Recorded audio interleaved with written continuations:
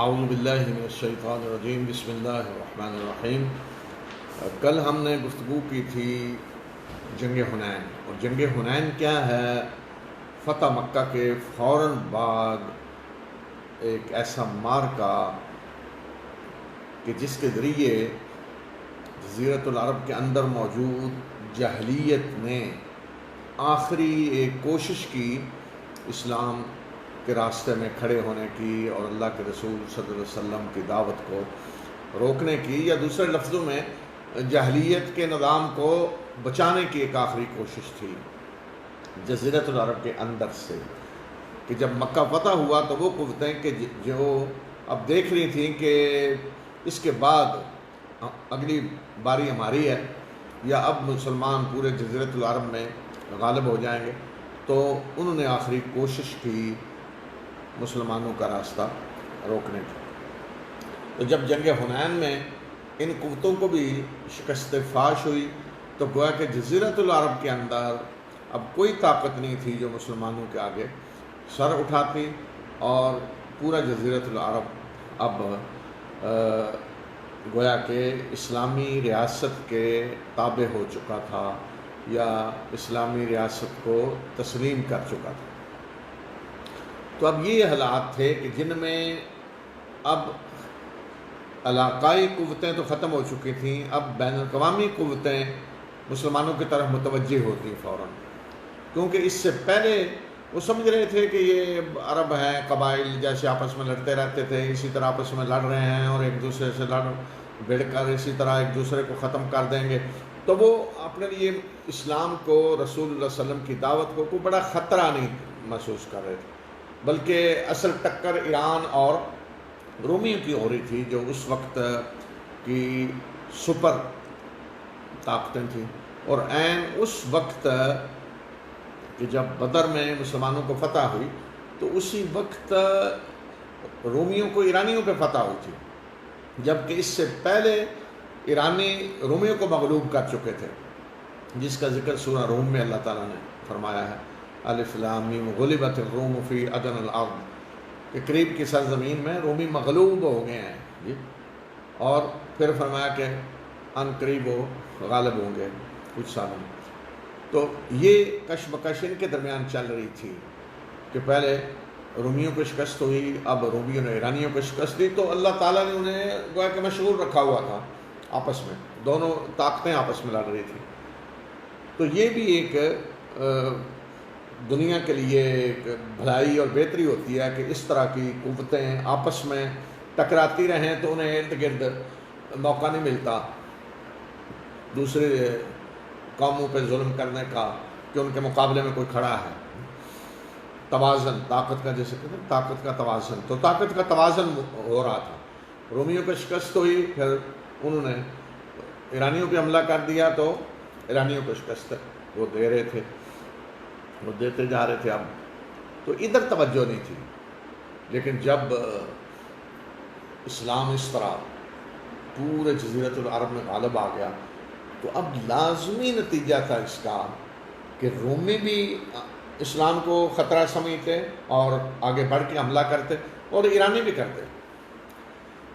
تو اس سے پہلے کہ یہ صورتحال پیدا ہو، رسول اللہ صلی اللہ علیہ وسلم نے اپنے طریقے کے مطابق، جو آپ کی حکمت عملی تھی، آپ کی سنت، کہ آپ نے آگے بڑھ کر اقدام کیا۔ آپ نے یہ انتظار نہیں کیا کہ وہ آئیں ہمارے اوپر آ کر حملہ کریں۔ تو یہ جو حالات تھے فتح مکہ کے بعد، جب رسول اللہ صلی اللہ علیہ وسلم پلٹے ہیں جنگ حنین کے بعد، تو رومیوں کا خطرہ اس طرح تھا، اس طرح کی خبریں ہر وقت پھیلتی جا رہی تھی کہ بس رومی حملہ کرنے والے ہیں، مدینہ پہ حملہ کرنے والے ہیں، اس طرح کی خبریں آ رہی تھیں کہ اچانک کسی بھی وقت حملہ کر دیں گے۔ تو مسلمان اس طرح ہر وقت چوکنے تھے، ہوشیار تھے، تو کوئی بھی ایسی خبر آتی عام کہ کوئی افسوسناک خبر ہے تو مسلمان سمجھتے کہ شاید رومیوں کی طرف سے حملہ ہونے والا ہے۔ تو اس طرح کی کچھ سرگرمیاں ہو رہی تھیں ان علاقوں میں موجودہ، جسے ہم کہتے ہیں شام، یہ علاقے رومیوں کے متحد تھے، عرب قبائل تھے جو رومیوں کے متحد تھے۔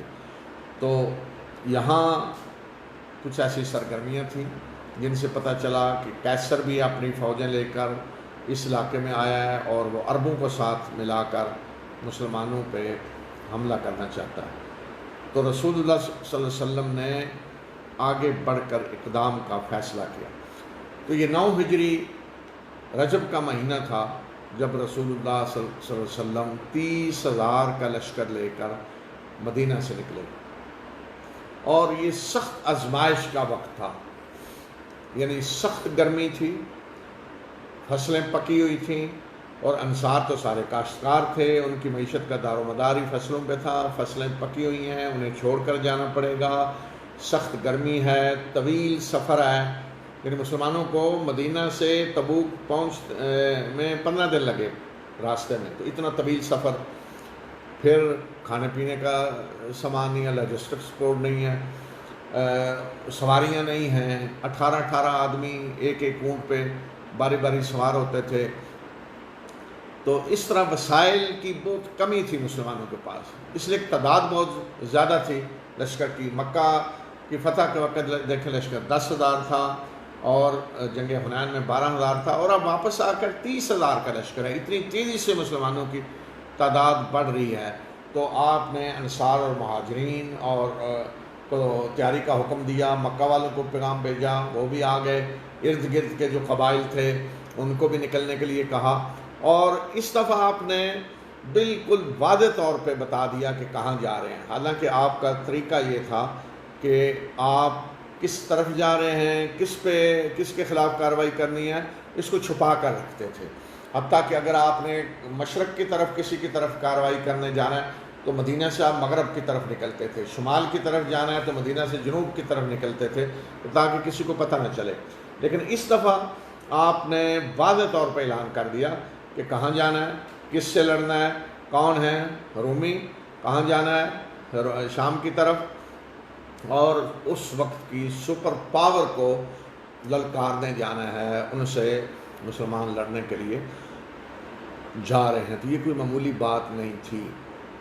تو یہ جنگ جو ہے، جسے ہم سیرت کی اصطلاح میں تاریخ میں جنگ تبوک کہتے ہیں، تو رسول اللہ صلی اللہ علیہ وسلم وہاں پہنچے، آپ 20 دن وہاں ٹھہرے رہے، ان کے علاقے میں جا کر ٹھہرے رہے۔ یہ سارا علاقہ اس وقت رومی سلطنت کے ماتحت تھا، عرب قبائل سارے جو ان کے ماتحت تھے، تو آپ 20 دن وہاں جا کر ٹھہرے رہے، کوئی مقابلے پہ نہیں آیا۔ تو پیغام کیا ملا کہ مسلمان اب اتنی بڑی طاقت ہیں کہ رومیوں کو ان کے علاقے میں آ کر للکار رہے ہیں، یہاں رومیوں سے لڑنے کے لیے وہ آ کر 20 دن بیٹھے رہے ہیں اور کوئی مقابلے پہ نہیں آیا۔ یہ پیغام ملا ساری اس وقت کی ان علاقائی قوتوں کو، ان عرب قبائل کو کہ جو رومیوں کو متحد تھے، اور جنہیں پتہ چل گیا کہ اب رومی ہمارا تحفظ نہیں کر سکتے، ہمیں یا تو اسلام قبول کرنا ہوگا یا مسلمانوں کے متحد رہنا ہوگا، جس طرح کے بعد میں ہوا۔ تو یہ جو جنگ تھی، اس کو اللہ تعالیٰ نے امتحان بنا دیا مسلمانوں کے لیے، ایک آزمائش بنا دیا، یا دوسرے لفظوں میں ہم یہ کہہ سکتے ہیں کہ ایک چھلنی ایسی اللہ تعالیٰ نے لگائی ایک آخری مرحلے پہ جا کر، کہ جس سے بالکل سچا مومن اور منافق بالکل الگ ہو جائے۔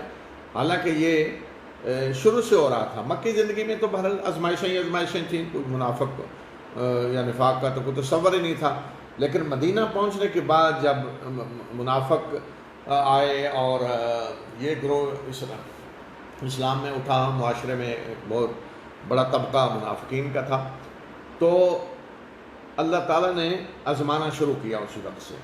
جنگ بدر میں آزمایا، جنگ احد میں آزمایا، جنگ خندق میں آزمایا۔ اس لیے دیکھیں جنگ احزاب جو ہم پڑھ چکے ہیں، سورہ احزاب، کہ کس طریقے سے اس میں منافقوں کو بالکل بے نقاب کر کے رکھ دیا سورہ احزاب میں، پھر مسلسل ان کی آزمائش ہوتی رہی۔ تو اب اللہ تعالیٰ نے ایک آخری چھلنی ایسی لگائی کہ اسلام کے بڑے غلبے سے پہلے، اسلام کے ایک بین الاقوامی قوت بننے سے پہلے، ایک ایسی آزمائش سے مسلمانوں کو گزارا جائے کہ عملی طور پہ منافق بالکل بے نقاب ہو کر رہ جائیں اور ان کے پاس پھر کوئی عذر نہ ہو۔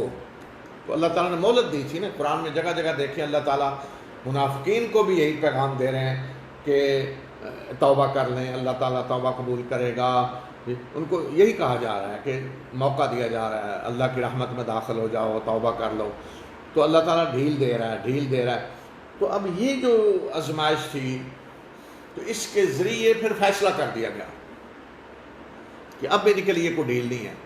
اسی لیے پھر تبوک سے واپس آتے ہوئے رسول اللہ صلی اللہ علیہ وسلم نے پھر سخت فیصلے ان کے لیے، آپ کو جو احکام دیے گئے منافقین کے بارے میں، گویا کہ سخت سزائیں انہیں دے دی گئیں اس آزمائش میں، امتحان میں فیل ہونے کے بعد.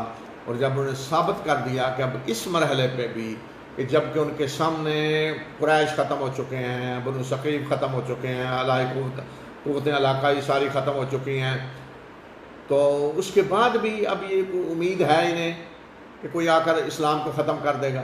تو اصل میں ان منافقین کا ان کا حال یہ ہوتا ہے کہ جس سے یہ امید وابستہ کیے ہوتے ہیں نا، تو جب وہ ختم ہو جاتا ہے تو کسی اور سے امید وابستہ کر لیتے ہیں. تو اب ان کی امیدیں اب رومیوں سے وابستہ تھیں کہ اب رومی ہیں رہ گئے ہیں جو آ کر مسلمانوں کو ختم کر دیں گے. مثلا جس وقت سوویت یونین ایک سپر پاور تھی، تو سوشلسٹ جو سارے مسلمان ممالک میں، اسلامی دنیا میں سوشلسٹ پارٹیاں، سوشلزم کے لمبردار، تو وہ یہی ان کی امیدیں تھی کہ بس سوویت یونین کے ٹینک آئیں گے اور بس روند کے رکھ دیں گے مسلمانوں کے ملکوں کو اور مسلمانوں کو، خصوصاً پاکستان میں. لیکن جب سوویت یونین کو شکست ہوگی، پارا ہو گیا، وہ ختم، تو پھر اب کدھر جائیں جی؟ فوراً انہوں نے قبلہ بدل لیا اور ان کی امیدیں کہاں سے وابستہ ہو گئیں؟ اب جی ایک اور سپر پاور سے ان کی امیدیں وابستہ ہو گئیں کہ اب وہ آ کر مسلمانوں کو ختم کر دے. تو اسی طرح اب اس وقت منافقین کی اب امیدیں رومیوں سے تھیں. تو اللہ تعالیٰ نے اس آزمائش سے مسلمانوں کو گزارا. مسلمانوں نے اس جنگ کی جو تیاری کی تو سخت تنگی کی حالت تھی. تو رسول اللہ صلی اللہ علیہ وسلم نے سب سے پہلے تو اللہ کے راستے میں خرچ کرنے کے لیے کہا.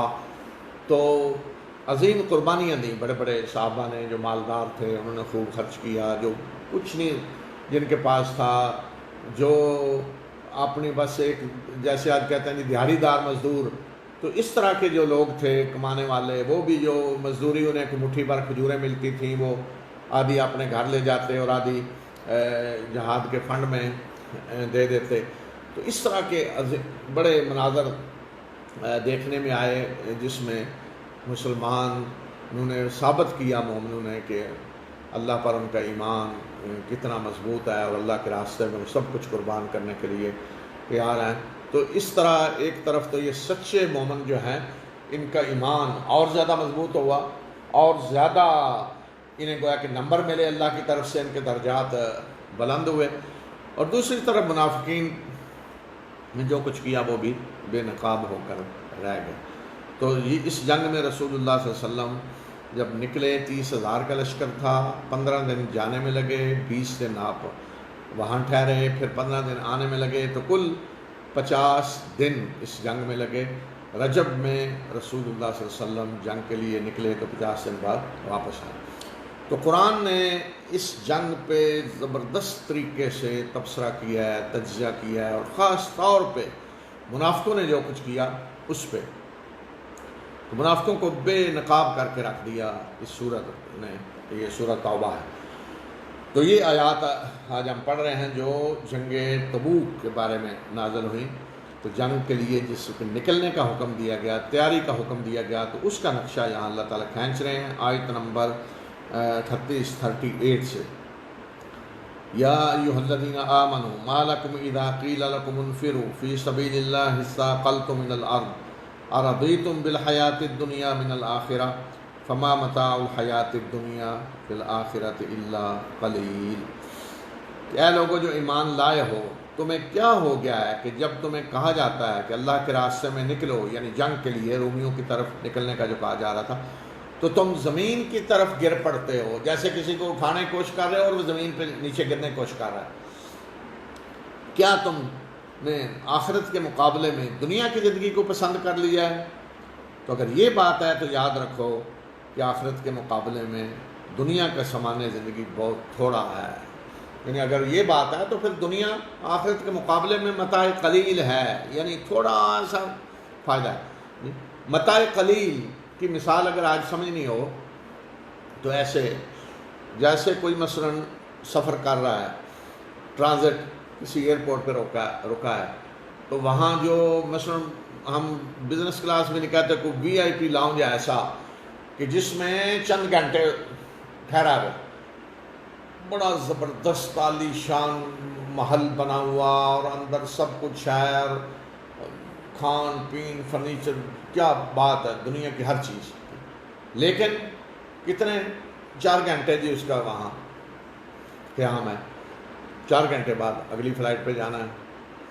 تو اب جو کچھ بھی وہاں مل جائے وہ کیا ہے؟ متاع قلیل، انجوائے کر لیں، تھوڑی دیر، چند گھنٹے ہیں، ٹرانزٹ آپ جا رہے ہیں۔ تو اس طرح فرمایا کہ اگر یہ بات ہے تو دنیا آخرت کے مقابلے میں متاع قلیل ہے۔ اگر تم نہیں نکلو گے، یعنی جنگ کے لیے نہیں نکلو گے، تو اللہ تمہیں دردناک عذاب دے گا اور تمہاری جگہ تمہارے علاوہ اور لوگوں کو لے آئے گا اور تم اس کا کچھ نہیں بگاڑ سکو گے۔ یہ کس کو کہا جا رہا ہے؟ دیکھیں، مکہ میں قربانیاں، پھر بدر، پھر احد، پھر خندق، فتح مکہ، مسلسل جہاد کر رہے ہیں، قربانیاں دے رہے ہیں، انہیں اللہ تعالیٰ فرما رہے ہیں کہ اگر نہیں نکلو گے تو تمہاری جگہ اللہ اور کسی کو لے آئے گا اور اللہ تم کو نقصان نہیں پہنچا سکو گے۔ تو یہاں خطاب عام ہے، لیکن زیادہ اشارہ کن کی طرف ہے کہ جو اس وقت کمزوری کا اظہار کر رہے تھے، اور اللہ ہر چیز پہ قدرت رکھنے والا ہے۔ اگر تم اس کی یعنی رسول اللہ صلی اللہ علیہ وسلم کی مدد نہیں کرو گے تو یاد رکھو کہ اللہ نے اس وقت بھی ان کی مدد کی کہ جب کافروں نے انہیں نکالا، یعنی مکہ سے نکالا، جب وہ 2 میں کا ایک تھا، یعنی صرف 2 تھے آدمی، اور جس میں ایک رسول اللہ صلی اللہ علیہ وسلم ہے اور ایک حضرت ابو بکر، یعنی آپ اکیلے نکلے، اس طرح کے آپ کے ایک ساتھی ہیں ساتھ، بس مکہ سے اس طرح آپ نکلے۔ جب وہ دونوں غار میں تھے اور جب وہ یعنی اللہ کے رسول صلی اللہ علیہ وسلم اپنے ساتھی یعنی حضرت ابو بکر سے کہہ رہے تھے کہ غم نہ کر، بے شک اللہ ہمارے ساتھ ہے، جب آپ غار ثور میں تھے، تو فرمایا اس وقت بھی اللہ نے ان کی مدد کی کہ جب وہ تنہا مکہ سے نکلے اس طریقے سے، پھر اللہ نے اپنی سکینت نازل کی اپنے رسول پہ اور ایسے لشکروں سے اس کی مدد کی کہ جو تمہیں نظر نہ آئے، اور اللہ نے کافروں کے کلمہ کو نیچے کر دیا اور اللہ کا کلمہ ہی بلند ہوا، اور اللہ زبردست اور دانا ہے۔ نکلو، خواہ تم ہلکے ہو یا بوجھل، یعنی تھوڑا سامان ہے یا زیادہ، جتنا کچھ ہے لے کے نکلو اللہ کے راستے میں، اور جہاد کرو اپنے مالوں اور جانوں سے اللہ کے راستے میں، یہ تمہارے لیے بہتر ہے اگر تم جانتے ہو۔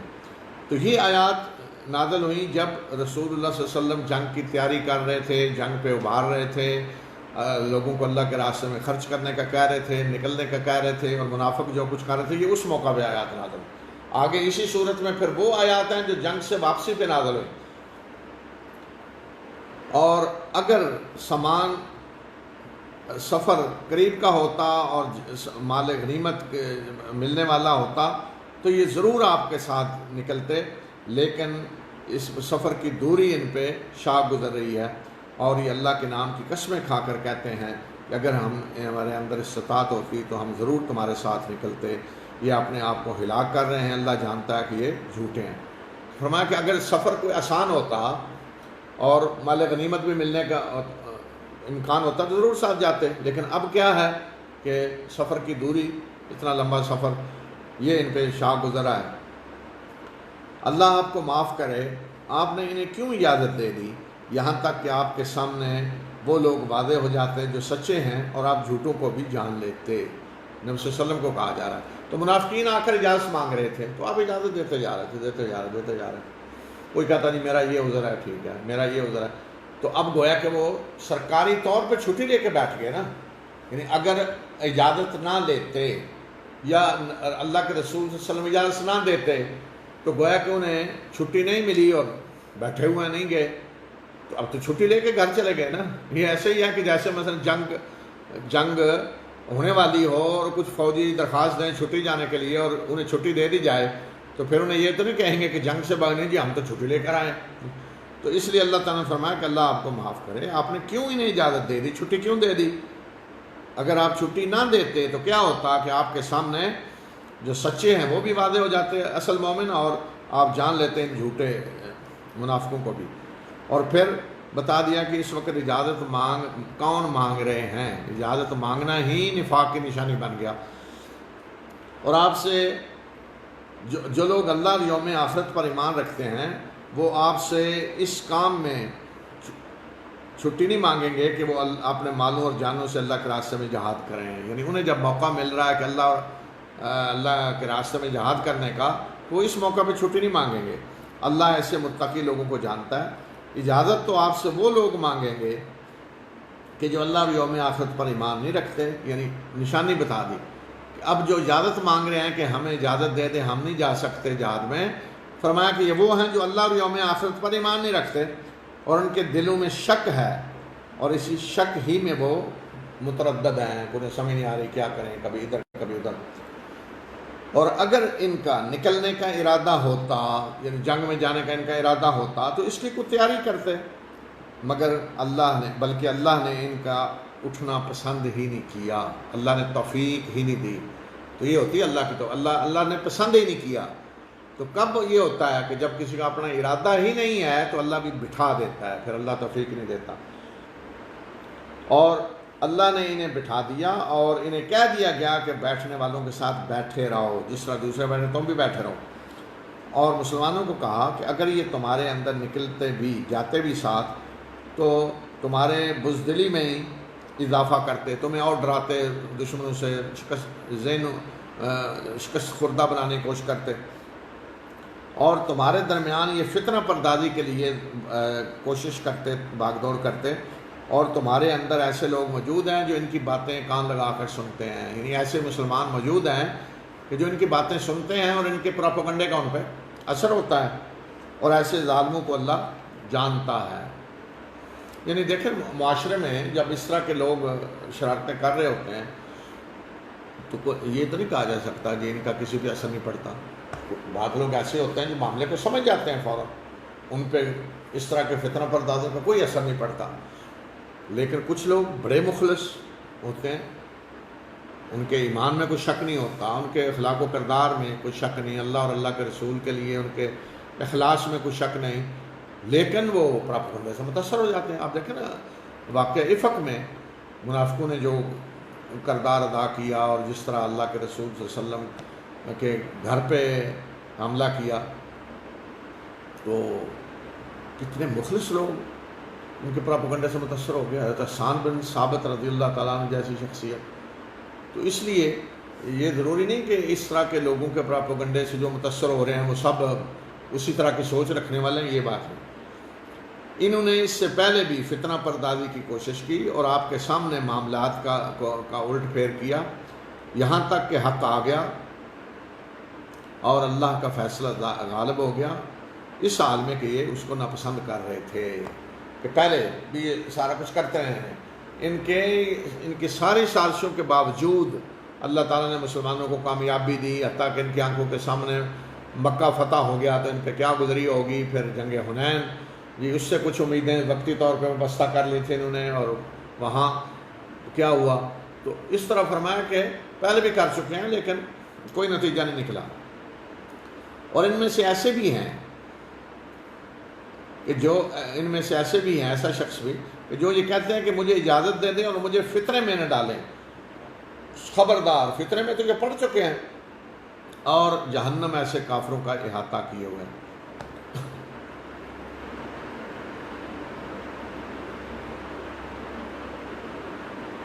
تو کچھ لوگ منافقوں میں سے آئے جن نے مذہبی عذر پیش کیا۔ بعض نے تو کہا نا ہمارا جی مسئلہ ہے، گھر میں کوئی نہیں، کام ہے فلاں، مذہبی عذر ہے۔ وہ کیا تھا کہ رومیوں کی عورتیں بڑی خوبصورت ہیں، تو ہم وہاں گئے تو ہم فتنے میں پڑ جائیں گے، ہم عورت خوبصورت دیکھ کے جی ہم نہیں کنٹرول کر سکتے اپنے اوپر، تو ہمیں فتنے میں نہ ڈالیں، وہاں ہم جائیں گے تو فتنے میں پڑ جائیں۔ تو بڑا مذہبی قسم کا عذر پیش کیا۔ تو ان کے بارے میں اللہ تعالیٰ نے فرمایا کہ یہ کہتے ہیں ہمیں اجازت دے دیں اور فتنے میں ہمیں نہ ڈالیں، تو فتنے میں تو یہ پڑے ہوئے ہیں۔ پھر علامت بتا دی کہ اسلامی معاشرے میں جب بھی پہچان نہ ہو کہ منافق کون ہیں، تو اللہ تعالیٰ نے نشانی بتا دی کہ اگر آپ کو کوئی کامیابی حاصل ہوتی ہے تو انہیں بڑی تکلیف ہوتی ہے، اور اگر آپ پہ کوئی مصیبت آتی ہے تو یہ کہتے ہیں جی کہ ہم نے تو پہلے ہی اپنا معاملہ الگ کر لیا تھا، اور پھر یہ اس حال میں پلٹتے ہیں کہ بڑے خوش ہوتے ہیں۔ یعنی جس میں مسلمانوں کو کوئی کامیابی ہو تو انہیں تکلیف ہونی شروع ہو جاتی ہے، اور اگر کوئی مسلمانوں پہ مصیبت آئے تو کہتے ہیں ہم نے تو پہلے ہی دیکھے اپنے آپ کو بچا لیا تھا، اللہ کا، بڑے خوش ہوتے ہیں۔ پھر انہیں کہہ دیں کہ ہمیں کوئی تکلیف نہیں پہنچ سکتی سوائے اس کے جو اللہ نے ہمارے لیے لکھ دی ہے، وہی ہمارا مولا ہے، اور مومنوں کو اللہ ہی پر بھروسہ کرنا چاہیے۔ انہیں کہہ دیں کہ کیا تم ہمارے بارے میں اسی چیز کا انتظار کر رہے ہو نا کہ دو بھلائیوں میں سے کوئی ایک ہمیں مل جائے؟ یعنی جس چیز کا تم انتظار کر رہے ہو تو ہمارے لیے تو دونوں بھلائیاں ہیں۔ کیا مطلب کہ اگر کامیابی ہوتی ہے اللہ کے راستے میں تو وہ بھی بھلائی ہے، غازی ہم، اور اگر دوسری شکل ہے تو شہید ہوتے ہیں اللہ کے راستے میں تو وہ بھی کامیابی ہے۔ یعنی مومن کے لیے تو کوئی ناکامی ہے ہی نہیں۔ تو ہمارے لیے تو فرمایا کہ انہیں کہہ دیں کہ دونوں حالتیں کامیابی کی حالتیں ہیں، اور باقی تمہارا جہاں تک تعلق ہے تو ہم تمہارے بارے میں جس چیز کا انتظار کر رہے ہیں وہ کیا ہے کہ یا تو اللہ اپنے ہاتھ سے تمہیں عذاب دے گا یا ہمارے ہاتھوں سے عذاب دلوائے گا۔ تمہارے لیے عذاب ہے، اللہ اپنے طرف سے دے یا ہمارے ہاتھوں دے، بس انتظار کرو، ہم بھی تمہارے ساتھ انتظار کرتے ہیں، دیکھتے ہیں کہ تمہارا کیا انجام ہوتا ہے۔ اب ان کو سزا جو اللہ تعالیٰ نے دی منافقوں کو، مختلف چیزوں سے محروم کر دیا، جن میں سے ایک یہ تھی کہ اللہ کے راستے میں خرچ کرنا ان پہ پابندی لگ گئی ہے۔ کیوں؟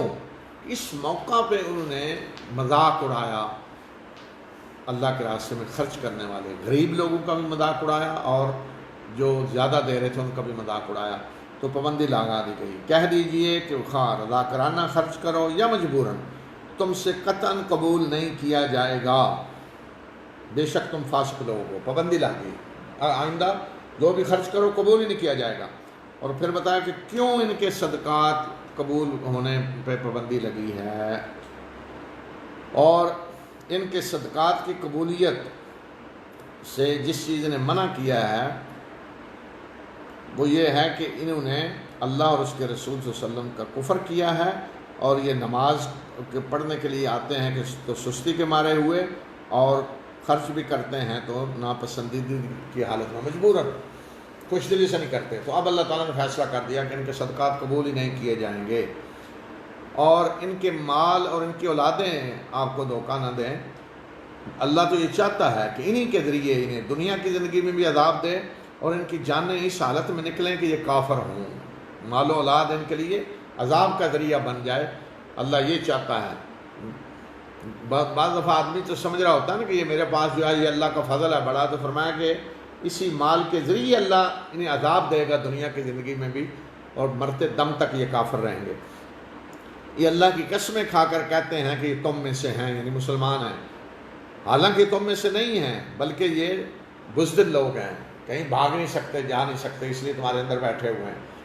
اگر انہیں کوئی پناہ گاہ، کوئی غار، کوئی گھس بیٹھنے کی جگہ مل جائے تو یہ رسے توڑوا کر بھاگ جائیں، وہاں ایک منٹ بھی یہاں نہ رہیں۔ مسلمانوں کو کہا کہ یہ یہاں بیٹھے ہو مجبوراً، کوئی پناہ گاہ مل جائے، کہیں اور جا سکیں تو ایک لمحے کی تاخیر نہیں کریں گے، فوراً بھاگ جائیں گے۔ اور ان میں سے ایسے بھی ہیں جو صدقات کے بارے میں آپ پہ الزام لگاتے ہیں، یعنی نبی صلی اللہ علیہ وسلم پہ، دیکھیں جی فلاں کو دیتے ہیں، فلاں کو نہیں دیتے، اپنے خاص لوگوں کو دیتے ہیں، اور اگر انہیں دے دیا جائے اس میں سے تو راضی ہو جاتے ہیں، اور اگر انہیں نہ دیا جائے تو یہ ناراض ہو جاتے ہیں۔ اور اگر یہ راضی ہوتے اس پہ جو اللہ اور اس کے رسول صلی اللہ علیہ وسلم نے انہیں دیا، اور کہتے کہ ہمارے لیے اللہ کافی ہے، اور ان قریب اللہ اپنے فضل سے ہمیں نوازے گا اور اس کا رسول بھی، تو بے شک ہم اللہ کی طرف ہی راغب ہونے والے ہیں۔ تو یہ ان کے لیے بہتر تھا۔ اب پھر بتایا کہ صدقات کس کے لیے ہیں، یعنی صدقات کے مستحق، صدقات سے مراد یہ زکوٰۃ ہے، یا کہ زکوٰۃ کے مستحق یہ نہیں ہے بڑے بڑے مالدار منافق، بلکہ یہ ہے مستحق۔ تو ضمناً بتا دیا کہ زکوٰۃ کی مدیں کیا ہیں۔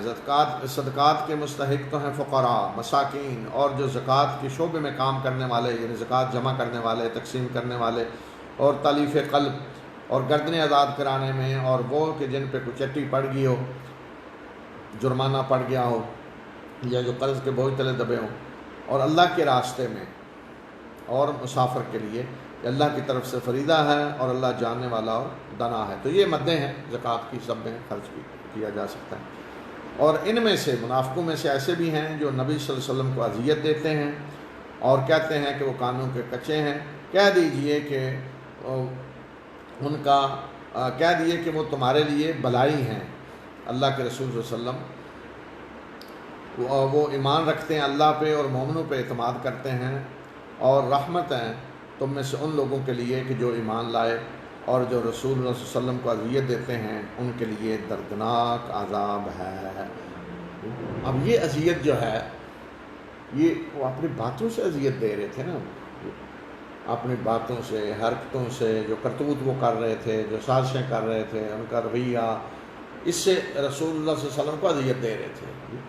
تو فرمایا کہ جو اللہ کے رسول صلی اللہ علیہ وسلم کو اذیت دے گا اپنی باتوں سے، اپنے کردار سے، اپنے رویے سے، کسی طرح بھی، تو اس کے لیے دردناک عذاب ہے، دردناک عذاب ہے اس کے لیے۔ یہ اللہ کے نام کی قسمیں تمہارے سامنے اللہ کے نام کی قسمیں کھاتے ہیں تاکہ تمہیں راضی کریں، حالانکہ اللہ اور اس کے رسول زیادہ حقدار ہیں کہ یہ انہیں راضی کریں اگر یہ مومن ہیں۔ اگر یہ مومن ہیں تو انہیں تمہیں راضی کرنے کی فکر نہیں ہونی چاہیے، یعنی مسلمانوں کو، کیونکہ مسلمانوں سے ان کے مفادات تھے نا، ہر کوئی اپنے قبیلے کے لوگوں کو راضی کرنے کی کوشش کرتا، لیکن فرمایا کہ انہیں فکر تو یہ ہونی چاہیے کہ اللہ اور اس کے رسول راضی ہوں اگر یہ مومن ہیں تو۔ کیا انہیں پتہ نہیں ہے کہ جو اللہ اور اس کے رسول صلی اللہ علیہ وسلم کی مخالفت کرے گا تو اس کے لیے جہنم کی آگ ہے، اس میں وہ ہمیشہ رہے گا، اور یہ ہے بہت بڑی رسوائی۔ یعنی جو اللہ اور اس کے رسول سے محاذرائی کرے گا، اللہ اور اللہ کے رسول کے مقابلے پہ آئے گا، اللہ اور اللہ کے رسول کی مخالفت کرے گا، اللہ اور اللہ کے رسول سے جنگ کرے گا، تو اس کے لیے جہنم کی آگ ہے جس میں وہ ہمیشہ رہے گا۔ دنیا میں دیکھیں اللہ تعالیٰ مہلت دیتا ہے، ڈھیل دیتا ہے۔ اب قریش کے بڑے بڑے لوگ مخالفت کر رہے تھے نا اللہ کے رسول صلی اللہ علیہ وسلم کی، اذیتیں بھی دے رہے تھے مکہ کے اندر، مخالفت کر رہے تھے، ہجرت کے بعد بھی کرتے رہے، لیکن اللہ تعالیٰ نے مہلت دی، ڈھیل دی کہ جو اللہ کی رحمت میں آنا چاہتا ہے آ جائے، تو بڑے بڑے آ گئے۔ تو اگر کوئی اس طرح مخالفت کرنے کے بعد، اللہ کے رسول صلی اللہ علیہ وسلم کا مقابلہ کرنے کے بعد اللہ کی رحمت میں آ جاتا ہے تو اس کے لیے اللہ کی طرف سے وعدے ہیں وہ جو مومنوں کے لیے۔ لیکن اگر اسی طرح دنیا سے گیا تو پھر یہ ہے کہ یہ سزا اسے ملے گی۔ منافق ڈرتے ہیں کہ ان پہ کوئی ایسی صورت نہ نازل کر دی جائے کہ ان کے دلوں میں جو کچھ ہے وہ اس سے انہیں خبردار کر دے۔ کہہ دیجئے کہ مذاق اڑا لو، بے شک جس چیز سے تم ڈر رہے ہو اللہ وہ نکالنے والا ہے۔ جس چیز سے ڈر رہے ہو کہ اللہ تمہاری ان حرکتوں کے بارے میں خبردار نہ کر دے، وہ ہو کے رہے گا، مذاق اڑا لو، یعنی اپنی مجلسوں میں بیٹھ کر اللہ کے رسول صلی اللہ علیہ وسلم کے خلاف باتیں کرتے۔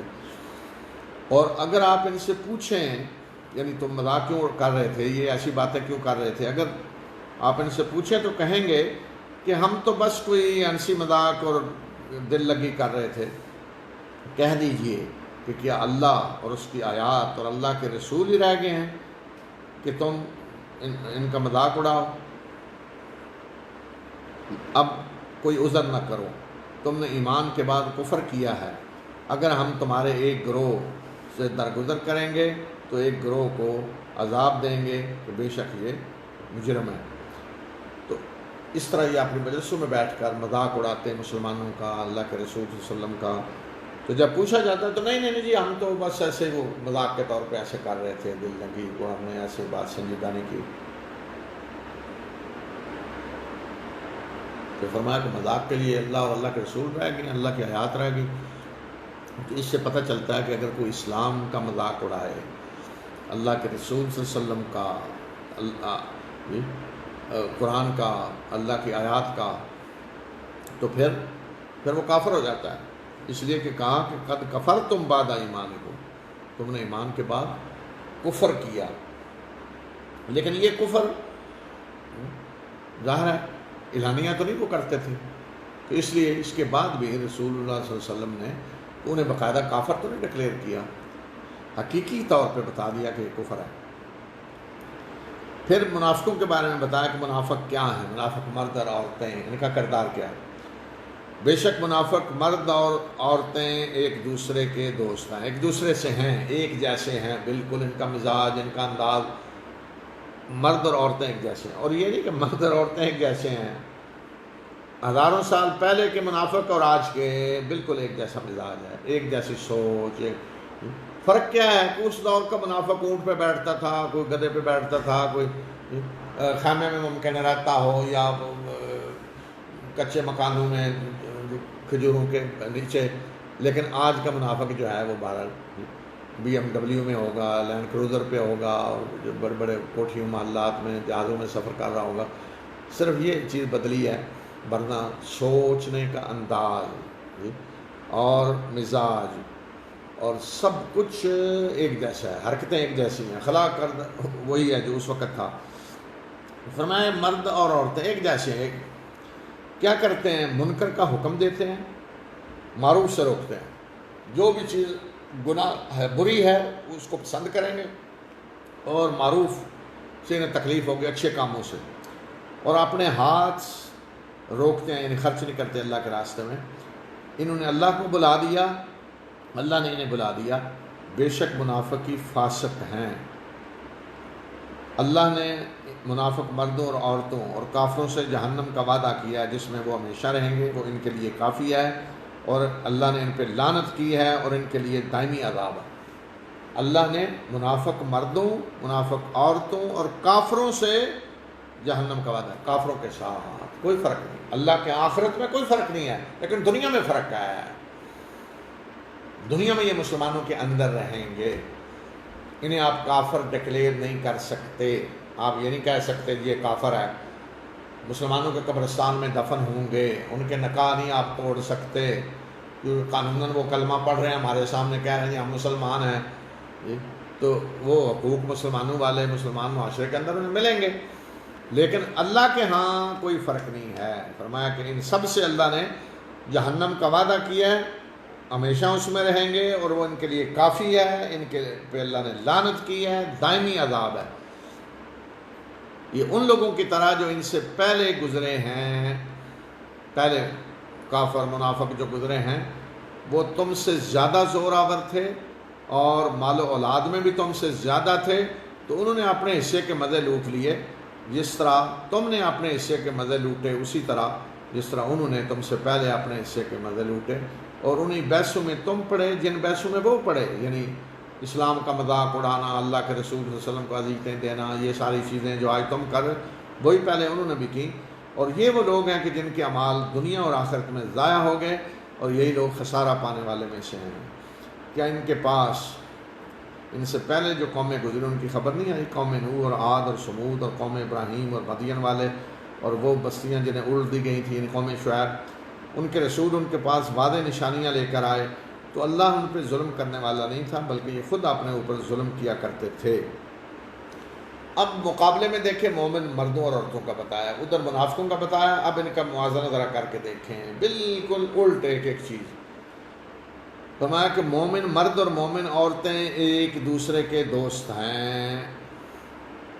فرق دیکھیں، والمؤمنون والمؤمنات بعضهم اولیاء بعض، مومن مرد اور مومن عورتیں ایک دوسرے کے دوست ہیں، ولی، دوست، ساتھی، حامی، مددگار۔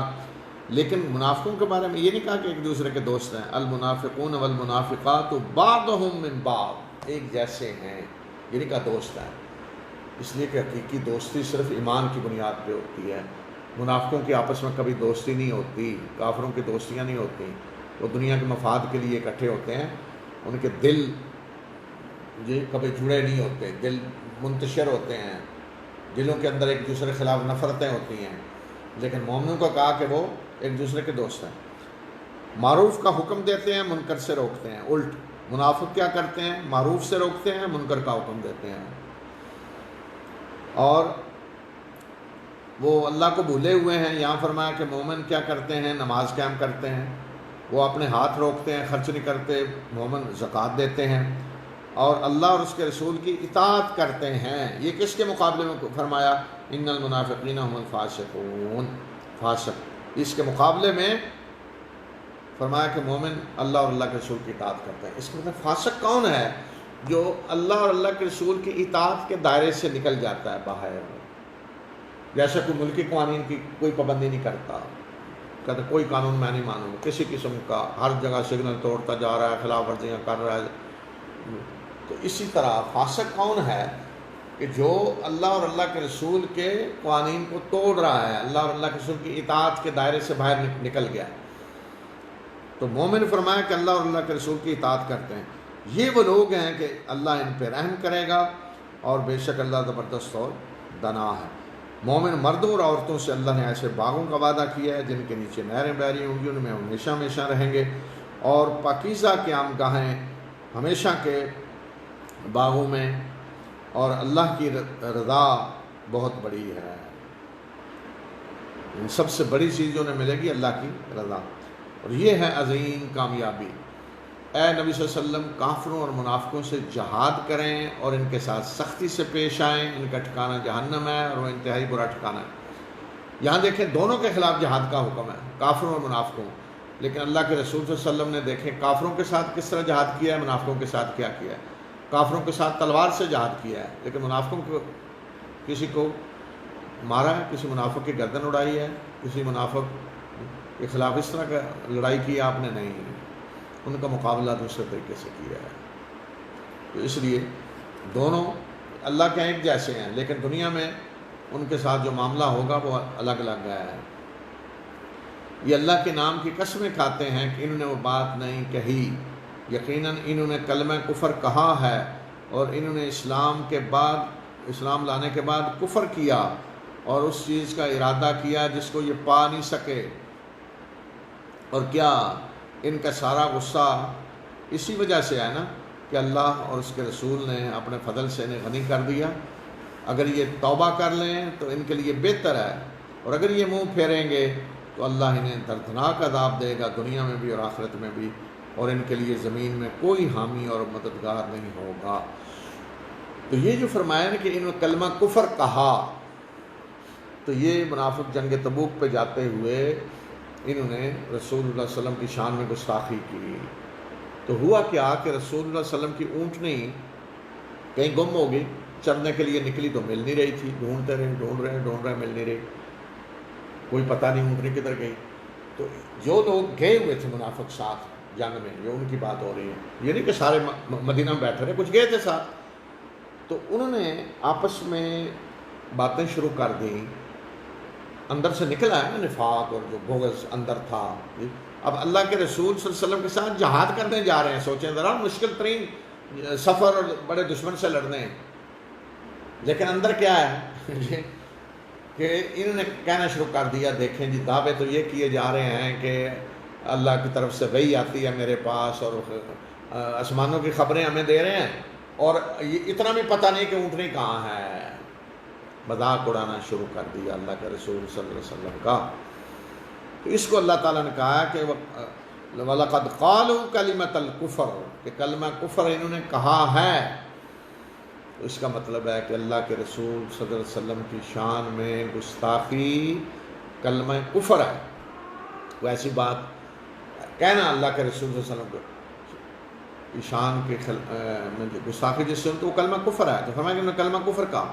تو بعد میں وحی کے ذریعے بتا دیا گیا آپ کو کہ اونٹنی کدھر ہے جی، اس کی نکیل اڑ گئی تھی کہیں کسی درخت کو میں چرتے چرتے نکیل اڑ گئی اور وہ پھنسی ہوئی تھی، وہاں نکل نہیں پا رہی تھی، صحابہ ڈھونڈ رہے مل نہیں رہی تھی، تو پھر وحی کے ذریعے بتا دیا گیا تو اس کو پکڑ لیا گیا۔ تو منافقوں نے یہ پراپیگنڈا شروع کر دیا۔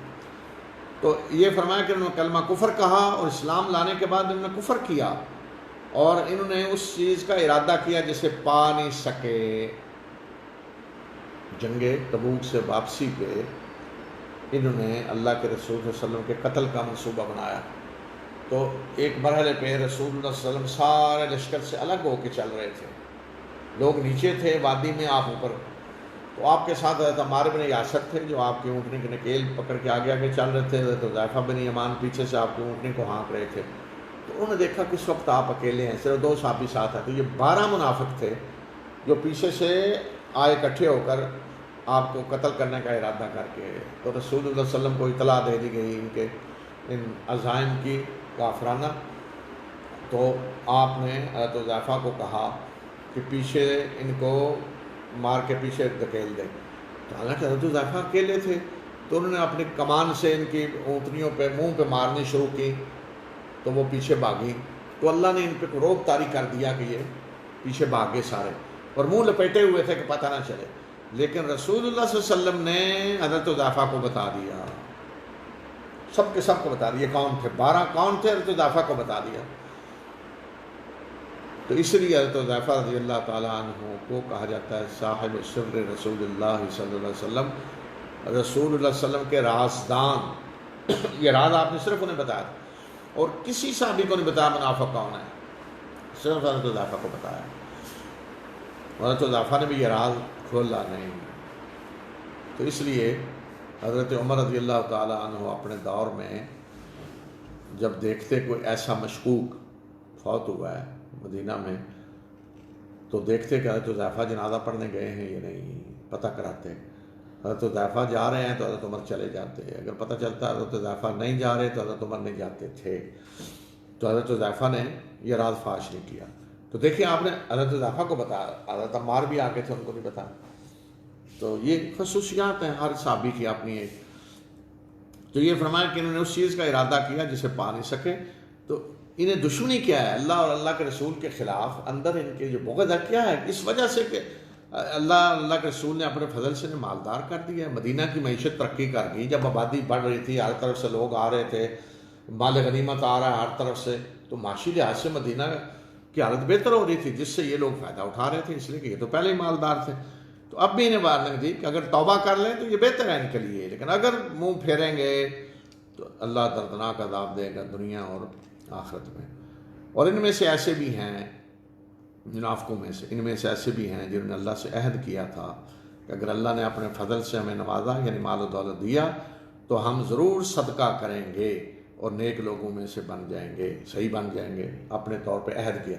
یہ عہد کو یہ نہیں کہ انہوں نے کوئی مسجد نبوی میں جا کے کیا تھا یا رسول اللہ صلی اللہ علیہ وسلم کے بیعت کرتے ہوئے کیا تھا. یہ بندہ انفرادی طور پہ جو عہد کرتا ہے اللہ سے، اپنے طور پہ بیٹھ کے کرتا ہے کہ اگر اللہ نے مجھے یہ دیا یہ میں کروں گا، یہ ارادہ کرتا ہے، یہ عہد.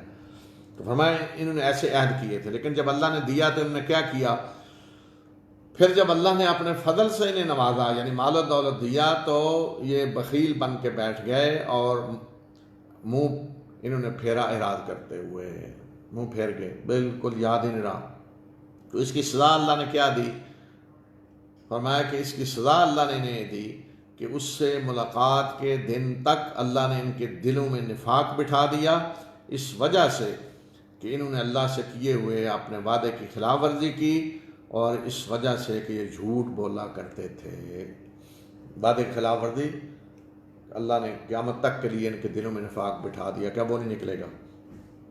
کیا انہیں پتہ نہیں ہے کہ اللہ جانتا ہے ان کی خفیہ چیزوں کو بھی اور ان کی سرگوشیوں کو بھی، اور بے شک اللہ غیب کی چیزوں کو جاننے والا ہے.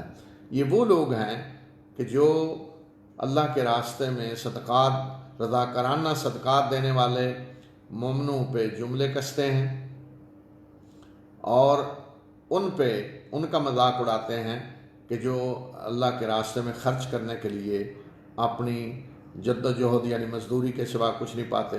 تو یہ ان کا مذاق اڑاتے ہیں، اللہ نے ان کا مذاق اڑایا اور ان کے لیے دردناک عذاب ہے. یعنی جو رضاکارانہ خرچ کر رہے تھے ان میں سے جو مالدار تھے وہ آتے تو کہتے وہ دیکھیں جی دکھلاوا ہو رہا ہے جی، یہ جیسے حضرت عثمان، حضرت ابو بکر، عمر بہت کچھ انہوں نے خرچ کیا، حضرت عبد الرحمن بن عوف. تو اس طرح کے جب آتے تو اس طرح کے وہ جملہ بازی کرتے. اور اگر کوئی غریب آدمی آتا مزدوری کے سوا کچھ نہیں، کھجوریں کچھ لائیں مٹھی بھر اور آدھی دے دی ادھر آ کے فنڈ میں اور آدھی گھر لے گئے، تو وہاں مذاق اڑاتے ہیں ان کا کیا کہ ان کھجوروں سے روم فتح ہونے والا ہے جی، یہ کھجوریں جو ہے نا ان سے روم فتح ہوگا. تو یہ اللہ تعالیٰ نے فرمایا کہ یہ حال ہے ان کا کہ آپ خود تو کر نہیں رہے کچھ، مذاق اڑا رہے ہیں کن کا کہ جو رضاکارانہ خرچ کر رہے ہیں بہت بڑا ان پہ جملے کستے ہیں، اور جو مزدور ہیں، اپنی محنت مشقت کے سوا کچھ نہیں ان کے پاس، تو ان کا مذاق اڑاتے ہیں، تو اس کی سزا اللہ نے دی کہ اللہ نے ان کا مذاق اڑایا اور ان کے لیے دردناک عذاب ہے۔ نبی صلی اللہ علیہ وسلم کو مخاطب کر کے کہا کہ ان کے لیے مغفرت کی دعا کریں یا نہ کریں، اگر آپ ان کے لیے 70 مرتبہ بھی مغفرت کی دعا کریں گے تو فلن یغفر اللہ لہم، اللہ ہرگز انہیں نہیں بخشے گا۔ یہ اس لیے کہ انہوں نے اللہ اور اللہ کے رسول کے ساتھ کفر کیا ہے، اور اللہ ایسے فاسق لوگوں کو ہدایت نہیں دیتا۔ یعنی نبی صلی اللہ علیہ وسلم کو کہہ دیا کہ ان کے لیے دعا کریں مغفرت کی یا نہ کریں، کوئی فرق نہیں پڑے گا، اللہ نہیں بخشے گا۔ 70 دفعہ بھی کریں تو یہ 70 دفعہ کا یہ مطلب نہیں ہے کہ 70 سے اوپر ہو تو اللہ بخش دے گا۔ یہ ایک جملہ ہوتا ہے، ہر معاشرے میں کوئی ایک عدد ہوتا ہے۔ مثلا ہمارے یہاں عموماً کسی نے کوئی کام نہ کرنا ہو، کوئی چیز کس سے مانگ رہا ہو تو عموماً کیا لوگ کہتے ہیں بھائی 100 دفعہ بھی کہو نا تو میں یہ نہیں دوں گا۔ تو اس کا یہ مطلب نہیں کہ اس نے 101 دفعہ کہا تو دے دی جائے گی۔ تم 100 دفعہ بھی لگے رہو تو یہ کام نہیں ہوگا، تو اس کا مطلب 100 سے اوپر ہو تو ہو جائے گا، نہیں۔ تو اسی طرح 70 کا عدد جو ہے یہ اس لیے نہیں کہ اس سے اوپر ہو تو اللہ معاف کر دے گا، یہ بتانے کے لیے۔ اور پھر سورہ منافقون جو ہے 28واں پارے میں، اس میں تو 70 کے علاوہ بھی اللہ نے کہہ دیا کہ آپ ان کے لیے مغفرت کی دعا کریں یا نہ کریں، اللہ نہیں بخشے گا قطعاً۔ کیوں؟ کہ انہوں نے کفر کیا اللہ اور اس کے رسول صلی اللہ علیہ وسلم کے ساتھ، انہوں نے کفر کیا ہے۔ کفر کیا تھا؟ یہ ساری شرارتیں جو کر رہے تھے۔ پیچھے چھوڑ دیے جانے والے خوش ہیں اللہ کے رسول صلی اللہ علیہ وسلم کے خلاف بیٹھے رہنے پہ، یعنی اللہ کے رسول صلی اللہ علیہ وسلم تو جا رہے ہیں جنگ میں اور یہ پیچھے بیٹھ کے خوش ہیں، اور انہوں نے ناپسند کیا کہ یہ اپنے مالوں اور جانوں سے اللہ کے راستے میں جہاد کریں، اور یہ کہہ رہے ہیں لوگوں کو، یعنی کہتے ہیں کہ گرمی میں نہ نکلو۔ گرمی بڑی سخت تھی اس وقت، یہ کہتے تھے گرمی میں نہ نکلو، دیکھیں جی گرمی میں لوگوں کو مروا رہے ہیں، گرمی میں نہ جاؤ۔ کہہ دیجئے کہ جہنم کی آگ اس سے زیادہ گرم ہے، قل نار جہنم اشد حرا۔ بعض دفعہ یہ ہوتا ہے نا کہ آپ گاڑی کھڑی ہے کہیں سخت دھوپ میں اور جہاں سخت گرمی دوپہر کے وقت، بے شک گاڑی میں اے سی ہے، تھوڑی دیر بعد اے سی چل پڑے گا، لیکن جب آپ جا کے بیٹھتے ہیں تو جو حالت ہے نا، اسٹیئرنگ کو ہاتھ نہیں لگا سکتے، گرم کپڑے ممکن کپڑے سے پکڑنا پڑے، کوئی سیٹ ایسی گرم کے بیٹھ نہیں سکتے۔ تو وہاں مجھے ہمیشہ یہ آیت یاد آتی ہے، قل نار جہنم اشد حرا لو کانوا یفقہون، کہ آج یہ حالت ہے کہ ہم تھوڑی دیر کے لیے ایسی جگہ پہ بیٹھنا جو ہے عذاب بن جاتا ہے، تو پھر جہنم کیا ہے۔ تو اللہ تعالیٰ نے فرمایا کہ انہیں کہہ دیں کہ جہنم کی آگ اس سے زیادہ گرم ہے، زیادہ، کاش کہ یہ لوگ سمجھتے ہوتے۔ انہیں چاہیے کہ یہ ہنسیں کم اور روئیں زیادہ ان کرتوتوں کی سزا کے طور پہ جو یہ کرتے رہے ہیں۔ اگر اللہ آپ کو ان کے میں سے کسی ایک گروہ کی طرف لوٹائے اور یہ آپ کے ساتھ جنگ میں نکلنے کی اجازت مانگیں تو کہہ دیجئے کہ تم آئندہ کبھی بھی ہمارے ساتھ نہیں نکلو گے۔ پابندی لگا دی اللہ کے راستے میں، خرچ صدقات قبول نہیں کیے جائیں گے، آئندہ جنگ میں پابندی، ہمارے ساتھ نہیں نکلو گے کبھی بھی، اور میرے ساتھ مل کر کبھی کسی دشمن سے تم جنگ نہیں کرو گے۔ بے شک تم پہلی دفعہ بیٹھنے پہ راضی ہو گئے ہو تو اب پیچھے رہ جانے والوں کے ساتھ بیٹھے رہو۔ پابندی لگ گئی کہ آئندہ جہاد میں نے اجازت ہی نہیں ہے۔ پھر تیسری سزا جو ملی کیا تھی؟ نبی صلی اللہ علیہ وسلم کو حکم دیا کہ ان میں سے جو مرے اس کی نماز جنازہ نہ پڑھیں کبھی بھی، اور نہ اس کی قبر پہ کھڑے ہوں، یعنی قبر پہ کھڑے ہو کے دعا بھی نہ کریں۔ بے شک انہوں نے کفر کیا اللہ اور اللہ کے رسول کے ساتھ، اور یہ اس حالت میں مرے ہیں کہ یہ فاسق ہیں۔ پابندی لگ گئی۔ اس سے پہلے رسول اللہ صلی اللہ علیہ وسلم منافقوں کی نماز جنازہ پڑھ رہے تھے، حتیٰ کہ عبداللہ ابن ابی کی پڑھی آپ نے، جو رئیس المنافقین تھا۔ تو اب پابندی لگا دی گئی، تو گویا کہ یہ تین سخت سزائیں اللہ تعالیٰ نے جو دے دی اب، کیونکہ سارے امتحانوں میں فیل ہوتا گیا، مہلت دی اب آخری کہ صدقات قبول نہیں کیے جائیں گے، آئندہ اجازت نہیں ہے ان کو جہاد میں اجازت نہیں جانے کی، اور اللہ کے رسول صلی اللہ علیہ وسلم کی دعا سے محروم کر دیا گیا۔ ایک تو یہ کہہ دیا گیا دعا کریں بھی تو اللہ نہیں بخشے گا، لیکن محروم بھی کر دیا گیا کہ اللہ کے رسول صلی اللہ علیہ وسلم کو منع کر دیا گیا کہ نہ نماز جنازہ پڑھیں گے۔ نماز جنازہ دعا ہے، تو ایک تو نہیں نماز جنازہ، چلو نماز جنازہ نہیں پڑھی، قبر پہ جا کے دعا کر دیں، فرمایا کہ نہیں، نہ نماز جنازہ نہ قبر پہ دعا، اس لیے کہ انہوں نے کفر کیا اللہ اور اللہ کے رسول کے ساتھ۔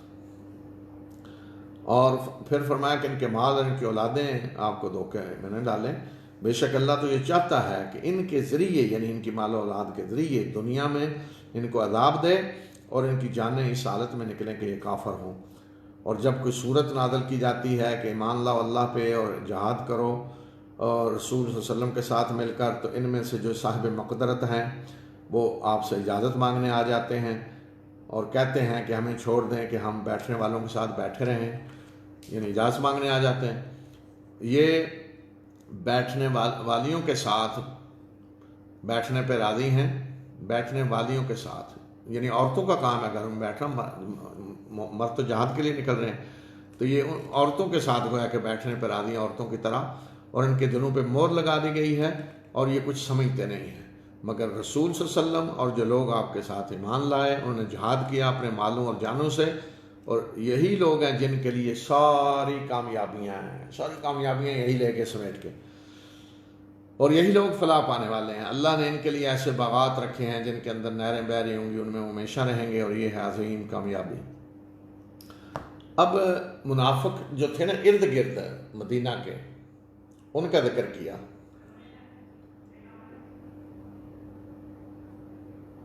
یہ بھی آگے اجازت مانگنے، یہ عذر ہیں، یہ عذر ہیں، تو ان کا ذکر کیا۔ اور بدوؤں میں سے بھی بہانے باز آگے، عذر کرنے والے آگے، تاکہ انہیں اجازت دے دی جائے۔ اور اس طرح جنہوں نے اللہ اور اللہ کے رسول کے ساتھ کفر کیا وہ بیٹھ گئے، اجازت مانگ کے گھروں میں بیٹھ گئے۔ تو ان میں سے جنہوں نے کفر کیا تو دردناک عذاب کی لپیٹ میں جائیں گے۔ پھر بتائیں کہ معذور کون ہیں، جو جن کے پاس عذر ہے، وہ اگر جنگ میں نہیں گئے تو معذور ہیں۔ کون ہیں؟ کمزوروں پہ اور مریضوں پہ کوئی حرج نہیں، اور نہ ہی ان پہ کہ جو خرچ کرنے کے لیے کچھ نہیں پاتے، جبکہ وہ مخلص ہوں، خیر خواہ ہوں اللہ اور اللہ کے رسول کے، اور نیکوکاروں پہ کوئی الزام نہیں ہے، اور اللہ بخشنے والا مہربان ہے۔ یعنی جو معذور ہے اس پہ کوئی الزام نہیں۔ کون ہے؟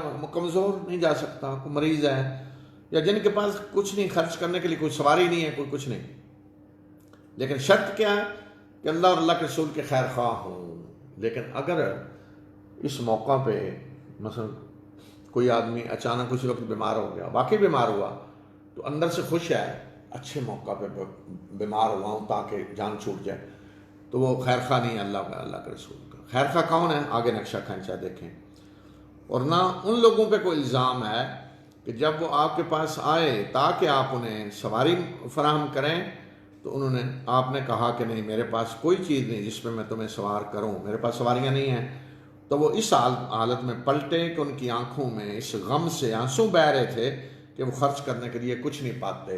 کچھ ایسے غریب تھے کہ جو آئے ہمارے لیے سواری کا انتظام کریں تاکہ ہم بھی جائیں، آپ نے فرمایا میرے پاس سواریاں نہیں ہیں، اور وہ خود اس قابل نہیں ہیں کہ سواری کا انتظام کر سکیں، تو واپس پلٹ رہے ہیں روتے ہوئے کہ ہمیں موقع نہیں مل رہا، کہ ہمارے پاس بھی کچھ نہیں اور اللہ کے رسول صلی اللہ علیہ وسلم کے پاس بھی سواری کا انتظام نہیں۔ تو اس طرح فرمایا کہ اگر وہ کسی وجہ سے نہیں جا رہے، رو رہے ہوں، یہ ہیں جو خیر خواہ ہیں اللہ اور اللہ کے رسول کے۔ الزام تو ان پہ ہے کہ جو آپ سے اجازت مانگتے ہیں اس حال میں کہ وہ مالدار ہیں اور وہ راضی ہو گئے پیچھے بیٹھنے والیوں کے ساتھ بیٹھنے پہ، عورتوں کے ساتھ مل کے بیٹھنے پہ، تو اللہ نے ان کے دلوں پہ مہر لگا دی اور وہ جانتے کچھ نہیں ہیں۔ تو یہ آیات ہیں جو جنگ تبوک سے پہلے نازل ہوئی، جب آپ جا رہے تھے، تیاری کر رہے تھے، پھر اس دوران کے جو حالات تھے وہ اس میں آئے۔ اب اگلی آیات ہیں اسی سورہ کی کہ جو رسول اللہ صلی اللہ علیہ وسلم کے واپسی کے سفر کے دوران نازل ہوئی۔ آپ کے پہنچنے سے پہلے آپ کو بتا دیا گیا کہ آپ جائیں گے تو اب یہ منافق کس طرح کے عذر پیش کریں گے۔ اچھا، ایک اور کام جو انہوں نے کیا تھا منافقوں نے اس وقت، کہ جب رسول اللہ صلی اللہ علیہ وسلم جنگ کی تیاری کر رہے تھے، جا رہے تھے، تو قباء کے علاقے میں انہوں نے ایک مسجد بنائی اپنی۔ مسجد قباء پہلے سے موجود تھی، جو سب سے پہلی بنی، جس کا قرآن میں اللہ تعالیٰ نے ذکر کیا، لَمَسْجِدٌ أُسِّسَ عَلَى التَّقْوَىٰ، کہ وہ مسجد جس کی بنیاد تقویٰ پہ رکھی گئی وہ مسجد قباء ہے۔ انہوں نے اپنی وہاں ایک مسجد بنائی منافقوں نے، تاکہ اس میں بیٹھ کر یہ اپنی ساری سرگرمیاں ان کی ہوں اور پتہ نہ چلے کسی کو، تاکہ اس طرح منافق ہی جائیں اس میں۔ اور رسول اللہ صلی اللہ علیہ وسلم کے پاس آئے، جی مسجد ہم نے بنائی ہے تو قباء میں اصل میں دور ہے، ہم جا نہیں سکتے، اندھیرے میں بارش میں تو قریب ذرا ہو جائے گی مسجد، تو آپ ذرا آ کے اس مسجد کا افتتاح کر دیں۔ تو اس وقت تو آپ نے فرمایا کہ میں اب جنگ کی تیاریوں میں مصروف ہوں، تو میں واپس آؤں گا تو دیکھوں گا۔ تو واپسی پہ اس کا بھی اللہ تعالیٰ نے بتا دیا کہ یہ مسجد نہیں بلکہ یہ اللہ اور اللہ کے رسول کے خلاف جنگ کرنے کا اڈا ہے، یہ اسلام دشمنی کا اڈا ہے۔ تو آپ کو حکم ہوا کہ اس مسجد کو جلا دیں، تو آپ نے فوراً صحابہ کو بھیجا جنہوں نے جا کے جلا دیا۔ تو اس طرح جو مسجد بھی انہوں نے بنائی، اس کو بھی اللہ تعالیٰ نے فرمایا کہ یہ اللہ اور اللہ کے رسول کے خلاف جنگ کرنے کا اڈا انہوں نے بنایا ہے، تاکہ چھپ کر یہ سازشیں کر سکیں۔ تو یہ آیات ساری اگلا جو حصہ ہے یہ ساری جنگ سے واپسی پہ نازل ہوئی۔ تو انشاءاللہ میں دیکھوں گا، اگر